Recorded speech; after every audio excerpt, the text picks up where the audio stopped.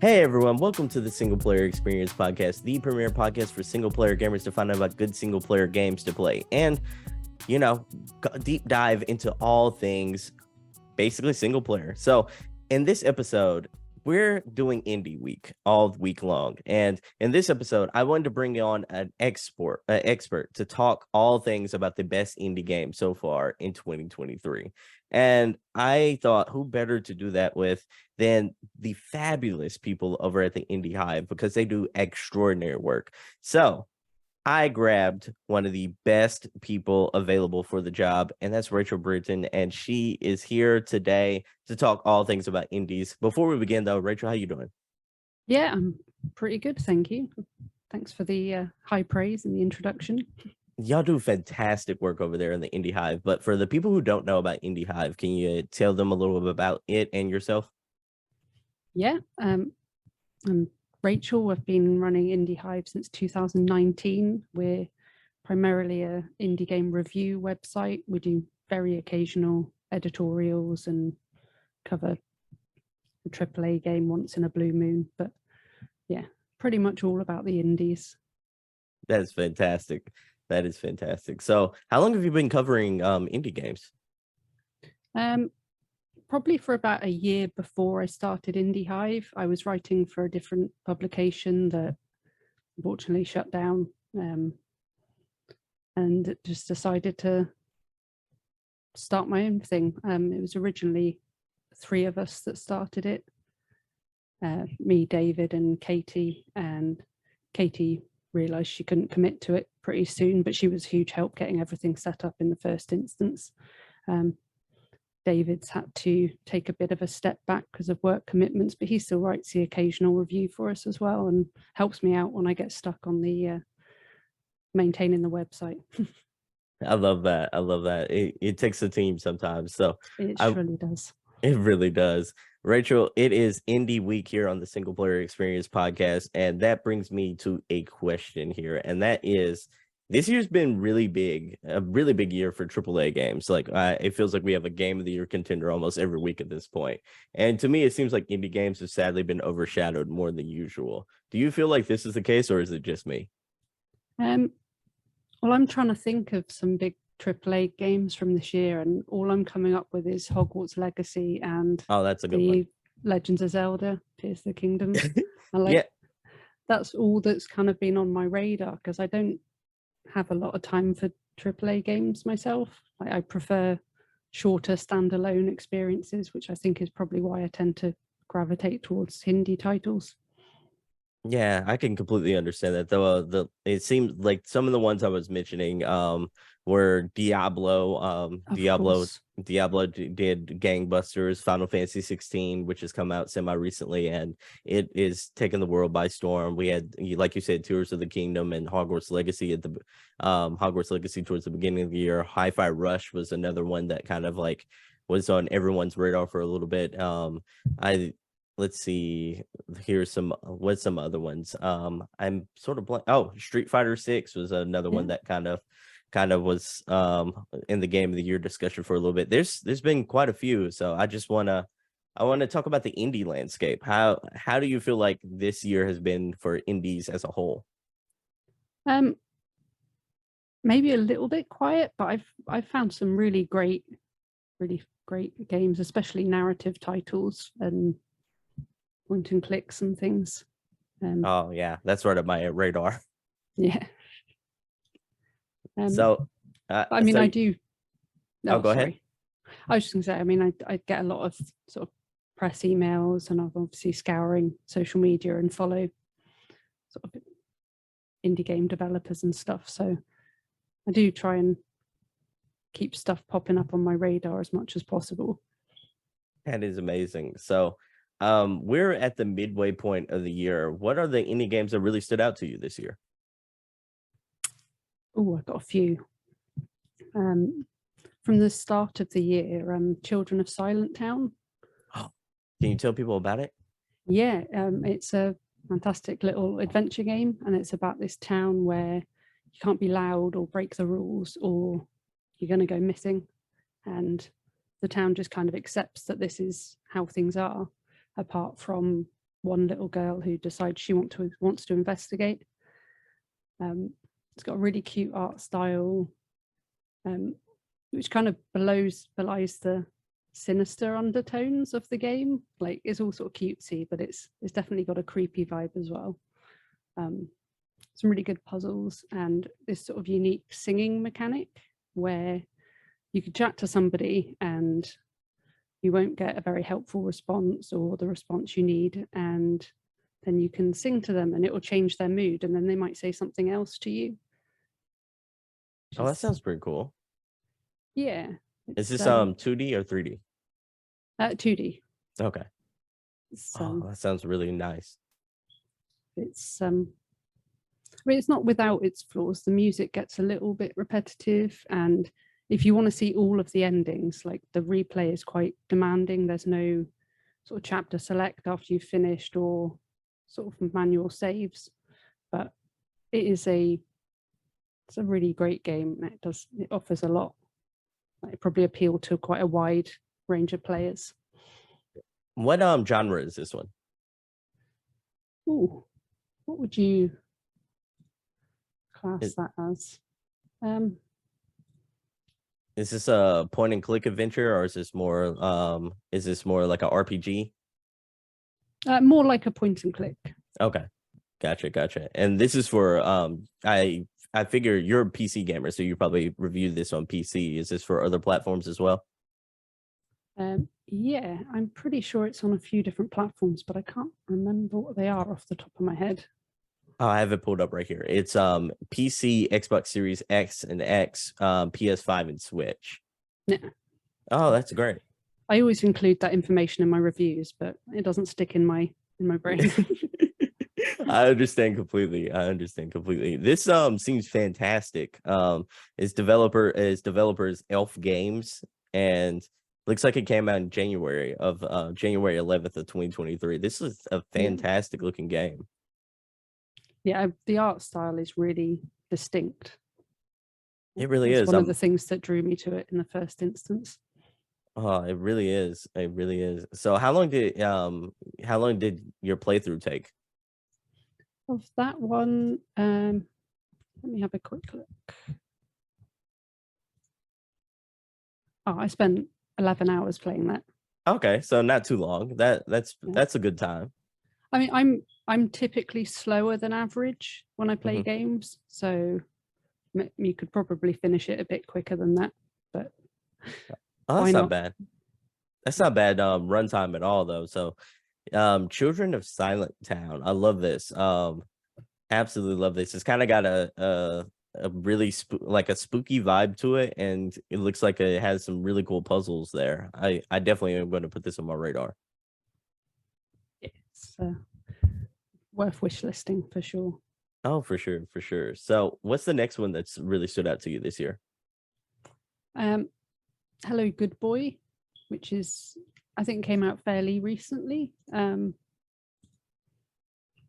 did that one come out? That was only in May, but it's a really wholesome little non-linear adventure game about a lost soul and a dog, and they have to embark on this little trek through the afterlife together. They have to perform acts of kindness, repair things, and just basically help other people in order to mend. I interpret it as sort of mending the mistakes of their past life. Oh, that's really cool. The gameplay's really varied, engaging. Like, this is little repair mini games, and well, there's a variety of mini games, but the repairing one crops up quite a lot, and that's quite satisfying. And the narrative's really well written. It gets quite emotional, and sort of this big dramatic crescendo towards the end of the game.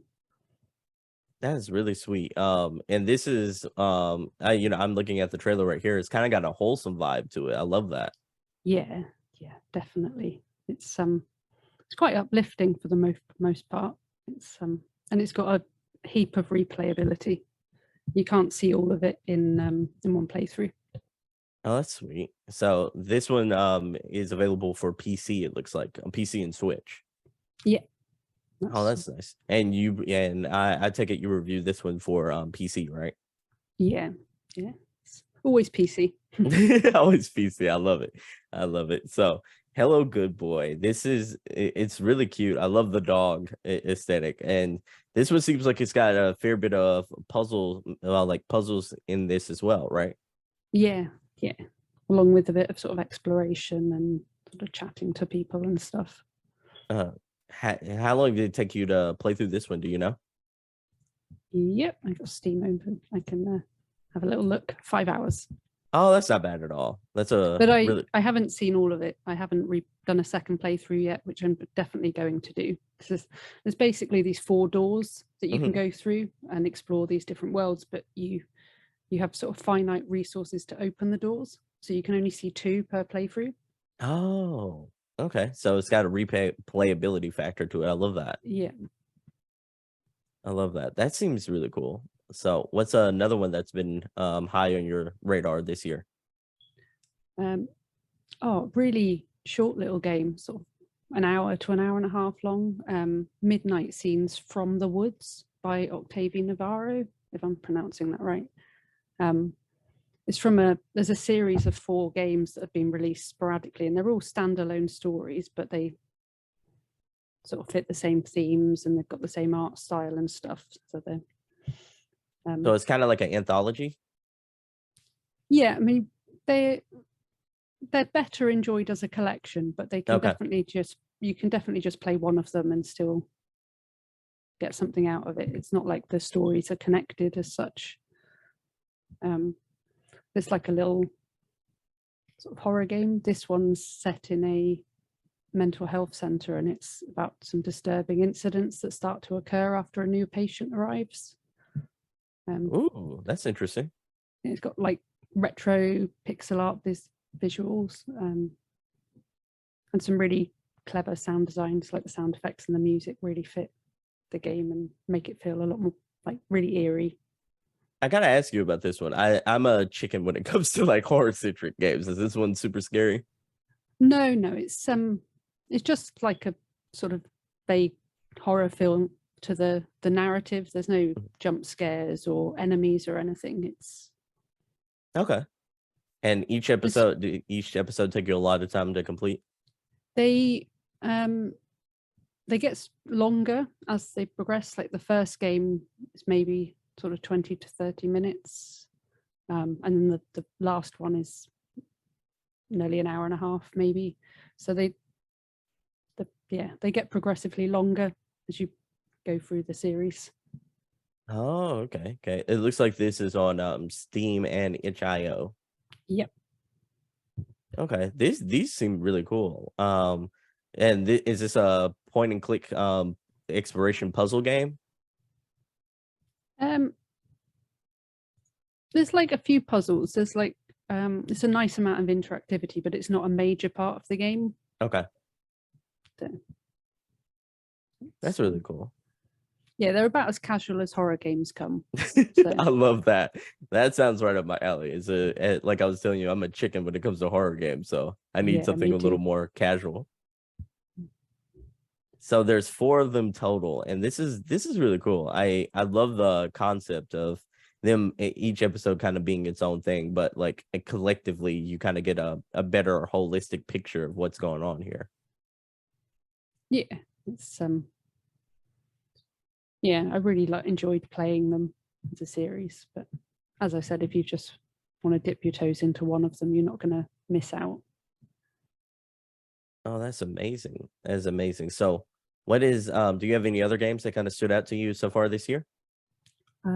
I've just finished playing Mail Time and I really enjoyed that. Mail Time. Yeah, it's like this wholesome cottagecore adventure thing about delivering mail to different forest creatures. It's got a bit of a platformer element to it because you can sort of jump and glide around, and there's sort of treetops and cliff tops to float between. But it's pretty casual because I'm not normally one for platformers, but I really enjoyed the mechanics and the movement of this one. This looks very sweet. This little girl has a mushroom on her, like mushroom on her head, either as a hat or is that like part of her body? No, it's a hat, and Okay. you meet somebody in the woods that wants you to collect mushroom samples, and every time you bring one back, he makes a new hat for you. So, and you can change your outfit and stuff. Oh, that's sweet. Nice little addition. Oh, this looks like a nice little cozy game right here. Yeah, very cozy. It's yeah, Yeah, really this laid back. this looks like a nice little cozy game. So like this is this made by the same people who made Hello Good Boy? No, it's a well, I say solo developer. There's plenty of names in the credits, but Keller van der Digil. I have no idea how to pronounce her name. Deigijil. Okay. But it's Oh, this looks really cool. Like, I love the description. It's mail time. As a newly trained mail scout, put on your pack, grab those letters, and deliver them across the Grumblewood Grove. The forest animals eagerly await the sight of your mushroom hat in this cozy cottage core light platformer adventure. This seems really cool. It has some, like you were saying, some platforming elements. It's a 3D game, has some platforming elements. Looks like a lot of the game is based on exploration as well. yeah, yeah, definitely. It's not the biggest map ever, but it's got like different areas and lots of visual interest and just very colorful and fun to explore. Oh, that seems really cool. Did this one have a long runtime? No, not especially. You could probably finish it in 2.5, 3 hours, but if you want to complete the whole thing, probably 4. Oh, that's Because cute. there's a few collectibles and um, like the main premise of the game is you get your first male scout job, and if you complete it, you'll get your badge and you'll be a fully fledged male scout. And you've got to take a letter to Greg, but he proves quite elusive. So to find out where he is, you have to talk to all the other creatures, and they have little tasks for you and more mail to deliver. So That's sweet. I love the concept here. yeah, I really enjoyed it. I was a bit sad when it finished. I was like, I want to play more. I love games like that that leave you wanting more. Oh, that's amazing. So the platforms looks like it's for Switch, PS5, PS4, PC, and actually Mac. Wow. Okay. That's really cool. Seems like it's available on all platforms except for Xbox, but it seems like a really, really cool idea. I love the concept. I may be wrong here, but I've got a funny feeling it's only out on Windows and Mac at the moment, and that Oh, the other okay. platforms are coming a little bit later. Okay. Okay. But Gotcha. Gotcha. they are definitely on the website as incoming. Oh, okay. Okay. So thank you for letting us know. So I really want to talk about some other games that kind of like you've been playing this year. Like it seems like this year's been packed full of like indies of all sort of different varieties. Yeah, I mean, I've been really like enjoying in my downtime a lot of hidden object games. To be honest, they're just when I just want to sit down with a cup of tea and do something like really stress free. Just like Hidden Cats in New York was a new one that came out recently. I'm really looking forward to a tower full of cats because that's like it's a hidden object game, but they sort of add other elements into it. There's other things to find, and you have to like find a certain amount of cats to unlock the next area, and I don't. They sort of make it a bit more interesting. Um, there's a whole series of games called I Commissioned Some Bees, Oh, I've heard about this one. and they. Sorry. No, I was just gonna say it looked really intriguing when I saw the trailer. Continue. The developer basically just commissions a load of different artists to make up pieces of art and hide bees in them. So every level is completely different visually, and it's bees, and I'm Indie Hive, so I've got to play it. It's an obligation at this point to play that Yeah, one. I love it. yeah. I love it. You've been mowing your way through quite a few of those. Is quite a few indie games this year. I want to talk about an indie game that I think we both played because I saw that you had played this one as well, and that's Coffee Talk, like Yeah, Hibiscus and Butterfly. I loved that game. yeah, that's one of my favorite. I was looking forward to that for a long time. I think I was looking earlier, and Rock Paper Shotgun and The Guardian Hmm. newspaper in the UK, they both named it in their top 20 games of 2023 so far. And like, oh no, I'm getting confused. That's a different Toge game.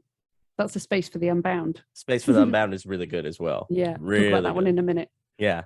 Yeah, but no, Coffee Talk was that should have been in there as well, to be fair. I But completely agree. I love the soundtrack for that game. Absolutely amazing oh, soundtrack. the sort of lo-fi, Hmm. jazzy, yeah, top notch, and just fit the game and the sort of coffee shop setting perfectly. Really. But I mean, I love the art style as well. Again, sort of retro pixel graphics, but like colorful but muted at the same time. Like a really Hmm. nice balance. Sort of. Yeah, and then they have it's so cool how detailed everything is in the pixel art style in this game. Like I look at like all the creatures such as like I believe they had what was it? Like they had a dragon type creature, they had like a mermaid type, there was a girl who kind of looked like a vampire. A lot there was a lot of different like creatures in this game and people of all sorts of like um all sorts of backgrounds and such, and it was really cool how like detailed they are in the pixel art style. I love that. Yeah, there's like they were really distinct, and that followed through in the writing as well. Like their personalities were all yeah really distinct, and like they had their own characters and the backstories and interests. Like Yeah, they felt like real people. Like mm, Lucas was probably exactly. yeah, Lucas was probably one of my favorite characters in the game. He was the guy with the horns, Mm, and yeah, I really loved his personality, really loved like the way like he had influencer problems, and it sort of felt like things influencers were probably facing in real life. So I'm like I just loved how, like you said, intricate the writing is in this game. I mean, I quite liked Myrtle. Was it Oh, Myrtle? that The was orc mhm. character, sort of very pragmatic and maybe a teeny bit grumpy, maybe, but like well-meaning and like yeah, just a sort of well-rounded character. That For sure. She had a good heart. And then I love yeah, the I even though they quite didn't go like so extensive into the actual art of making coffee, but like I loved how you could mix all the different things and come up with all these different drinks. Like I had fun just making like the one blue pea latte, and then trying to like put like decorate it with the milk art and such. yeah, I'd love trying to find all the different recipes. I still haven't found all of them. I There's haven't either. so many. That's like it's yeah, just experimenting and trying to get the right drinks for people, like trying to understand their instructions because it starts off quite clear and then Hmm. they get a bit more obscure. Like there's a definite difficulty curve Yeah, with making the drinks. I had to go back and read some of the little things myself of like, okay, this person said this, this, and this. It's kind of giving me a couple of clues on what to make. But you like you're right. It is a there's a little bit of like guesswork as to what drinks you have to make there. Did you play the first game as well, No, or no, this was my first intro into it. oh, okay. I had I think I'd seen the trailer for the first game, was really intrigued by it, but didn't get a chance to dive in. But so there was a couple of like contextualized like plots that kind of didn't resonate with me as much as a person who probably played the first game, such as like Mm, the astronaut part in the game. But like other than that, like I was able to grasp everything else that yeah, was going on. no, that's good. I wondered what it would be because I assumed it was sort of standalone enough that you can enjoy it without playing the first game, but I there's recurring characters and sort of a few callbacks to things that happened. So I wondered what that would be like without knowing about the first game, sort of thing. Yeah, I'm glad you were still able to enjoy it. Oh, thoroughly. It's like you said, it should be one of the top 20 games of the year right now. It is really good. It is really good. But you were saying, what are some of the other games that kind of like stood out to you? Well, A Space for the Unbound was, Love it. and they're both by Toge Productions. It's Indonesian studio. Means bean sprout, I think. Mhm. So it's quite cute. But yeah, A Space for the Unbound. I guess it's kind of like a coming of age story because it follows Yeah. these two high school students, Atma and Rhea, and they're sort of, well, facing the end of the world, which is probably a bit more than you'd expect from school kids. But I just really enjoyed exploring sort of 90s Indonesia and meeting townsfolk and the sort of mechanics of the strange powers that you get. It's just a really well-rounded experience with, like, it's got the narrative, it's got gameplay, it's got amazing art and music. I've got no criticism of this game. I can understand that. It is a fantastic game. I love like the concepts of like I don't know if you ever played the Persona games? I haven't. Okay, Actually. it is very similar to where like in Persona you enter the consciousness or like the hearts of like different people around you and you kind of affect them from the inside out. But okay.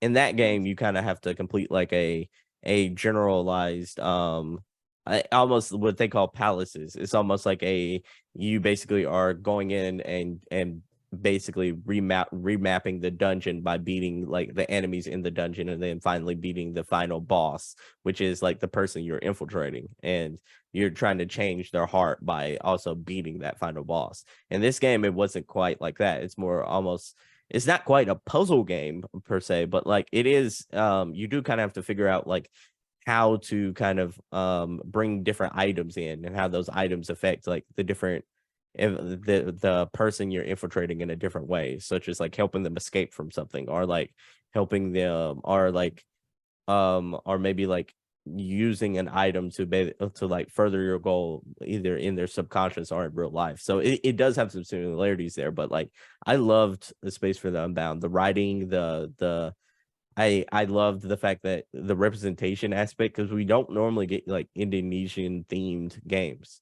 you know? Yeah, that's oh, lost my train of thought, but I totally agree with everything you're saying. It's just a really great experience. It and, is. and petting all the cats. Oh yeah, I forgot you can. So cool. It's so cool for everyone listening. Like A Space for the Unbound is available for all platforms. If you could play a game on it, it's available for it, like a modern game, that is. And it came out in January earlier this year. It is a fantastic game. It doesn't take too long. I think I was able to bow through it. I probably did it around the 13-hour mark, but I was looking for some extra things in this. But like, even if you don't play this for anything else, like go look at the beautiful pixel art in this game, because it is absolutely fantastic and absolutely a gorgeous pixel art game. See, I took a little bit longer than you. I played it for 25 hours. Whoa, it is just a little bit longer, but yeah, I can completely understand why. There's so much to do here. Yeah, I explored a lot, and I procrastinate a bit. I'm, like I said, I'm typically slower than most when I play games, but I mean, part of that is because I'm making notes for reviews and stuff. Yeah, for sure. Like, but yeah, there was just so much to see, and I actually enjoyed the combat in it as well, because it's quite basic, but it was like enjoyable and still satisfying to win a fight. Like, It really is. It really is. Like you were saying, it doesn't feel like too it almost feels like cozy combat, you know? Yeah, exactly. About as casual as combat gets. Yeah, for sure, for sure. So a Space for the Unbound is yeah, is it in your short list for favorite indie of the year? Yeah, definitely. It's yeah, I mean it may well be my indie game of the year. Oh, okay. Gotcha, gotcha. Yeah. It's I first played the prologue back in I think April Mhm. 2020. So I was anticipating it for a good couple of years and it didn't disappoint at all. And lived up to the hype. I play this Absolutely. oh yeah, for sure. You play this on the PC, I play this on Xbox, and yeah, I had a flawless experience playing this game. Absolutely magnificent experience, loaded up really quick, like everything. The music was amazing as well. So I'm like, I can't it's hard for me to think of a much better indie game this year. I mean, I know Dredge was really popular, Oh, but yes. sort of um not my cup of tea personally, but like I can definitely see why people like it and why it's so popular. Like people I spoke to about it were just like, I just want more content. I want more of it. It is really good. I loved the way you can like kind of mix in the creepy ambiance of like what's going on in the world with that. Just the simulation vibe of trying to manage your simple like fishing ship was absolutely masterful. I loved playing Dredge. It is I'm so glad you brought that up because it kind of slipped my mind, but it's up there. It for sure is up there for me. Mm. I want to ask, you played Dredge. What are some of the other indie games that kind of stood out to you? Did you play Planet of Lana this year? I didn't actually. Um, That one seems like was it that? might be up your alley because you like puzzle games as well. Yeah, I don't know if I've heard of that one. I'll have to look it up quickly. Yeah, why you Planet of Planet of Lana? Why you do that? I'm gonna tell the audience about it. Planet of Lana is like a an indie game that was released May 23rd of this year. It's available for Xbox Series X and S, Xbox, Steam, PC. This one, um, this one is a magnificent game, beautiful art style. It kind of has a almost like a watercolor like pixel art style in a way. It is a stealth based puzzle game. So a lot of what you're doing is basically hiding from different creatures or the different like mechanical aliens around you all the while you're trying to solve a puzzle. It's very much reminiscent of like Limbo and dang, was the other game I'm trying to think of? Um dang, inside and limbo. So yeah, it's very much like reminiscent of those. Also, if you like Little Nightmares, kind of has some of those vibes, but this isn't a like a it's more of a sci-fi game than an actual like horror game, so to speak. I love this game. It is one of the best cinematic indie games that I've played this year. looks really cool. I'm just looking at the store page on Steam. Yeah. Does this look like it's up your alley? Yeah, I've checked it on my wish list, so it stays on my radar. I'd have to give it a go at some point. The ever-growing video game Yeah, backlog list. yeah, infinite backlog. But because another one on my backlog is because you mentioned like watercolor style art. Mhm. Have you heard of Dordogne? Dordogne? No. Can you tell me about Um, that one? it's I haven't played it. It's on my wish list. It's like a definite to play, but it's you sort of I think you're sort of revisiting your childhood and sort of exploring, but it's just the art style that's drawn to me because it's all sort of watercolor paintings and hand done, and it's just it looks stunning. And I paint with watercolor myself, so I was just instantly drawn to it. It's beautiful. Um, I can't wait to play it. That sounds amazing. That sounds amazing. Yeah. What is that just on PC? I am not sure. I'm looking at it on Steam. Let me check for you. It's DORDOGNE. Okay. Google says it's on Switch and PlayStation as well. Oh, this looks beautiful. Absolutely gorgeous. I love like you said, the watercolors look amazing in this game. Oh, and this okay, this has recently come out in June. Yeah. Oh, this looks gorgeous. Okay, add that to the wish list. The ever-growing video game backlog list. Oh man, and it's on Game Pass right now, everyone, for all you Xbox players. So definitely check that out. I wonder if it's on Game Pass on PC as well. Let me look into that. But in the meanwhile, what else what other games have kind of been on your radar this year? I know you said I know we talked about A Season for the Unbound being on the short list for your game of the year. Do you have any other contenders in that category for indie game of the year? A couple of the other ones I mentioned are up there. There's a game called Birth by Madison Carr. I think that's how you pronounce it, Karrh. And it's like this sort of adventure puzzle game about you create a creature from all these spare organs and things that you find by solving puzzles, and you're basically trying to create yourself a friend. It's really quite morbid, but it has this cute art style that makes it feel okay. It's I mean, all of her games, she's got a couple of free ones on Steam as well. Whimsy. One's free and one's 79p. So okay, 99 cents. Birth is a bit more expensive, but it's a much longer game.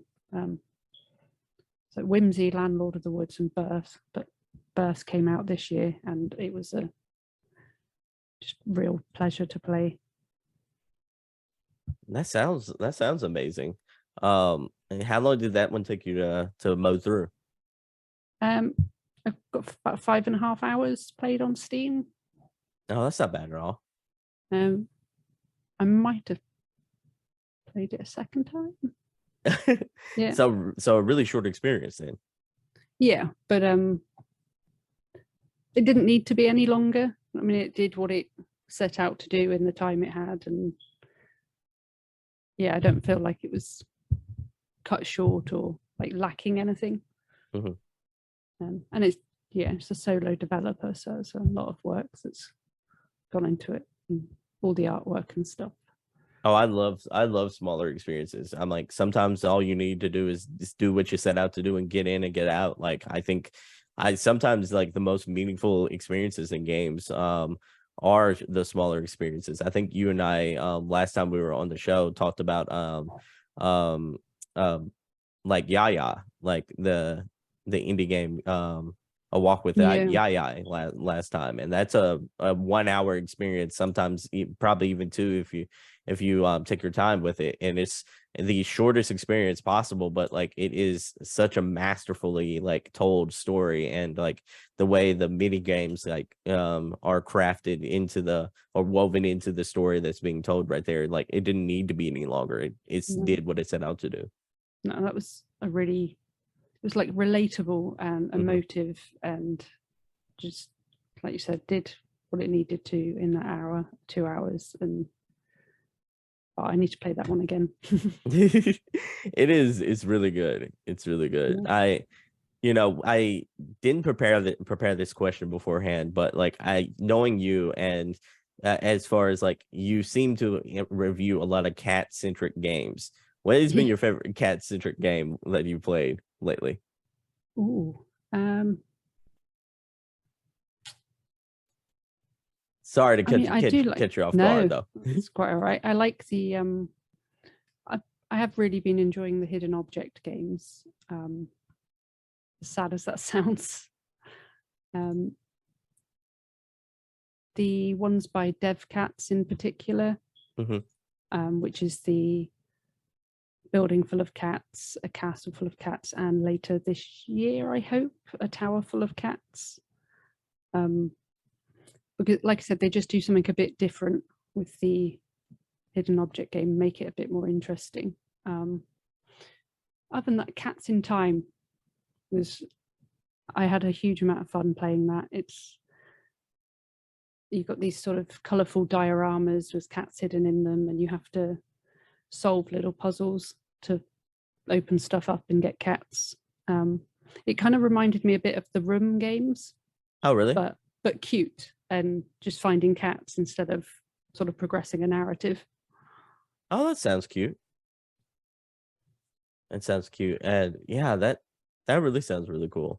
How, I gotta ask you, you've played so many of these games. You know, like you've reviewed games across the landscape from point and click to just cozy games to some horror centric games. What is, like, besides point and click games, what's been your preferred genre this year? Anything with a sort of narrative focus, really, the sort of story rich games where you can get involved in story, especially when there's some interactivity. I mean, I've enjoyed a few good visual novels like Cabaret. But yeah, definitely sort of narrative focused. I mean, going back to the cat game, so I also played Cats and the Other Lives, which is a sort of narrative point and click adventure where you play as a cat. You're sort of eavesdropping on the family as all this drama's going on and sort of doing a few puzzles and things. That sounds really interesting. So yeah, I gotta, oh, go ahead. I'm sorry. I was just going to say it's also got really nice detailed pixel art, like really intricate, like lovely to look at. That sounds interesting. So I was gonna ask you, like, what you spoke about the narratives. What's some of your favorite narratives that you played this year? This year, the ones that really stuck with you so far this year. Probably A Space for the Unbound, Coffee Talk, the Midnight Scenes games.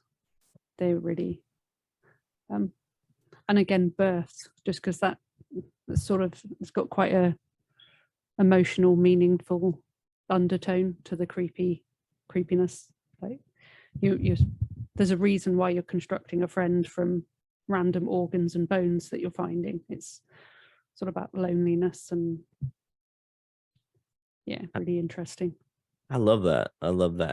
So, Rachel, we've hit our final segment of the show, which is our rapid mini fire nerdy questions. Are you ready for this? Oh no, panic mode. No I'm worries. ready. You got this. All right, so I'm gonna ask you some of your favorite things, and just, these are just some goofy questions, and you can just answer them to the best of your ability. Here we go. All right, so if you were any character in a video game, what kind of power would you want from that character? I mean, can I just go like Superman type powers and have a bit of everything? Like, have a bit of a ball, yeah. That's a little bit of a cheat there. So yeah, I'll try and find a better answer. I think I might have said it before, but this sort of magic paintbrush where you can change things in the world with, that would be kind of cool. Oh, that's really cool. So what's a skill that like characters in a video game that you played have that you would want? Not necessarily a power, but a skill. Oh, archery. That would be really sick. That'd be really cool. I every time I play like the Horizon Forbidden West or Horizon Zero Dawn games, I'm always like, I'd love to actually, or Tomb Raider for that matter. I always think to myself, I'm like, archery is such a cool thing. I would probably never be good at it, but that's such a cool like skill to have. Yeah, I'd just be shooting apples off of people's heads all day long. You'd have to convince them to put the apple on their head so you can just shoot it off. That's right. I got some mannequins. Oh, okay. I love that. So, all right. My next question for you then is, what is some food in video games that you would love to try in real life? Ooh, when I was playing Mail Time yesterday, there was a couple of days ago, there was a there's a hamster, and he basically lives on this picnic basket full of, well, giant to him food, and there was this sort of platter of cheese and a nice cake, and I don't know, just this sort of massive person-sized feast. It was quite fun to explore. I'd like to get tucked into that, or get myself sick drinking some Nuka-Cola. Oh, I love that. I love that. So here's my next question for you. Out of all the games that you played, what is a character or animal or like anything that you would love to hang out with for a day? Ooh. Welcome to Elk. All the characters in that. I'd love to go to that little town and go and chat to all the characters in Welcome to Elk. That's some game by Triple Topping. I don't know if you're familiar with it. No. Oh, it's you go to this little town and you're helping out and you're working there for the season, and you get to know all these people, and there's within this overarching narrative, there's all these real life harrowing stories built into the game. Like it's so cute looking as well. It's got this sort of cartoon art style, but it's so emotional, and like some of the stories that you're being told are just, especially because you know that they're true, and then you get footage at the end of the game of people reading the actual people reading out some of their stories and stuff. So yeah, just I'd love to dive into that game and talk to all those characters. This looks really cool. It almost like reminds me of like a comic strip. Yeah, that's a good way to describe it. Oh, this looks really cool. I love the art. I don't see art style like this all the time in games. So this is it seems like a really innovative idea. And you said it has really good storytelling?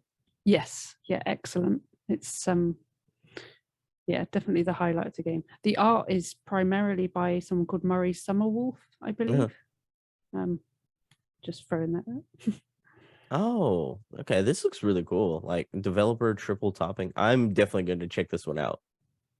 Yeah, you should. It was my game of the year it came out, whenever that was. I think maybe 2021, 2020. Yeah, it looks like 2020. Yeah. Okay, high praise. I'm definitely gonna check this one out then. So I got one last question for you, and that is, here we go. And that is, which game would you, out of all the games on your wish list or your anticipated list, would you be excited to hear came out today?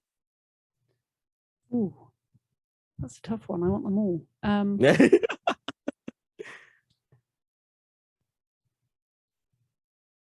Underground Blossom, maybe, which is an upcoming one from Rusty Lake, set in underground. I think there is a demo Blossom. available. Okay. Underground Blossom. I love that name. That sounds really cool. It's typical Rusty Lake gameplay and art style and everything you'd expect from one of their games. But I mean, the demo was really good, and it's a little bit different, being set underground, and yeah, I'm looking forward to that one. And Hidden Through Time 2. Which one was that one? Hidden Through Time 2. Hidden Through Time 2. Oh, okay. That sounds really cool. What's that one about? It's this first one was called Hidden Through Time, and it's just all these hidden object levels set in different time periods and stuff. But it's got a world editor as well, so you can make your own maps and with hidden objects and stuff. So I've had quite a lot of fun making maps for my boyfriend and vice versa. Like, get some extra gameplay out of it, and you can play other people's maps as well. But it's got a really cute art style again, and it's got a decent amount of gameplay for a hidden object game. They tend to be quite short, and these ones are nice and chunky. Okay, so it's almost like a Where's Waldo type of game where you can create like different things around you to kind of like mask in the object that you want to hide. Yeah, like a Where's Wally hidden object game, with an additional like map editor, so you can create your own levels. Mm-hmm. But yeah, you get this list at the bottom of all the objects you've got to find with little clues, and This is just interesting. a jolly little cup of tea game. How long does it usually take you to find some of the objects that your significant other is hidden? It varies. I did get really stuck on a couple, which was mildly frustrating. But I mean, some are just so easy. So, but like a bit too obvious for some of the clues, maybe. Mm-hmm. It's definitely got me stumped a couple of times. Oh, that's good. That's good. So, how many like this seems like a really cool idea. I didn't even know this game existed. Like, how would you rate your own ability as far as like creating these levels? Oh, I mean, I can make something that looks kind of okay, but when you start looking at the stuff that other people have made and playing their levels, people do some insane stuff, like really detailed and like layering up objects to create new ones. And oh yeah, so I'm nowhere near that level, but I'm competent. Is that your favorite aspect about this game, playing like other people's levels online? It's quite interesting to see what other people come up with. Yeah, I enjoy the base game as well. That's sort of why I bought it. It was just this nice, pleasant surprise to be like, oh, I can have all this extra gameplay and see what other people have been doing with the map editor. And yeah, just really fun and extended the game kind of almost infinitely. Oh, this seems really cool. Like, there's another game this reminds me of called Hidden Folks. Have you played that Yeah, one as well? yeah, that one's awesome. The I love the sound effects in that one because it's all done by voice, isn't it? And Mm-hmm. just adorable. These are amazing, like absolutely amazing. It's so cool how there's like there's so many different varieties of games out there that everyone can kind of enjoy, because like a lot of people probably didn't even know there were like these hidden games out there. I mean, a lot of them tend to be on mobile and kind of trash and full of ads. So Yeah, it's really refreshing to find good ones on Steam. definitely the case. Definitely the case. So, Rachel, I want to thank you so much for being on the show. Before we go, though, where can the people find you? Oh, all over the place. Main one is the website, which is indie-hive.com. From there, you can find our Twitter, YouTube, Facebook, and Discord. And we've got a Steam curator page as well if you want little succinct game reviews and recommendations. Okay. Before you go, though, I have one last question, and it's if you can only recommend one game to the audience today, what game would you recommend they check out ASAP? Dear Esther. Dear Esther. Okay, I like it. I like it. It's still my favorite game of all time. It was one of the ones that sort of, when I stopped playing WoW after about a decade, it was one of the first things I experienced, and it just really opened my eyes, and it was such a beautiful experience that everyone should play it. Okay. Dear Esther. Hold on. Before we go, though, I want to give some people some background on Dear Esther. Give me 1 second, because I know you played it on PC. I want to make sure it's not available for other platforms. Everyone, you can definitely check out Dear Esther on PS4, PC, and Xbox One. I mean, it was definitely on PC first because it started life as a Half-Life mod. Mm-hmm. From there, the first like released edition was developed, and then Landmark edition came along where they sort of re-recorded the soundtrack with a full orchestra and upgraded the graphics and stuff. And so yeah, play Landmark edition if you're going to play it, because that's like the full orchestra makes a real difference to the sound. And it's Jessica Curry's soundtrack is mesmerizing. It was her first game soundtrack, and she did phenomenally. It's beautiful. Okay. I would definitely have to check this one out. Dear Esther, everyone, check out the Landmark edition. When you play this one, definitely. So, Rachel, I want to thank you so much for being on the show. This has been an absolute banger episode. Thank you so much for all the video game recommendations, and once again coming on the show. No, thank you. It's a pleasure. Really enjoy chatting to you. Always a someone to pleasure. chat indie games. Do that all day long. I always enjoy having you on the show because you bring it with indie games. A lot of them I've never even heard of, so I love the diversity that you bring into the indie game lineup. And everyone go check out the Indie Hive. They do, like I said earlier in the episode, they do fantastic work over there. The reviews are absolutely phenomenal, and it'll put you in touch with games you not necessarily didn't know about, but also like games that kind of will completely change, like completely give you a new landscape of games to add to your wish list. So definitely go check them out at the Indie Hive. In the meanwhile, I've been Sebastion. That's been Rachel. This has been the Single Player Experience podcast, and we want to thank you so much for listening. Hopefully, we'll catch you so much. Hopefully, we'll catch you on the next episode. But in the meanwhile, stay safe, stay gaming, and we're out. Peace, everyone. Hey, thank you so much for watching the video. If you liked the video, hit that like button. Also, for more videos just like this one, go ahead and hit that subscribe button right here. Thanks again for watching the video, and for more like it, stay right here at the Pro Nerd Report channel.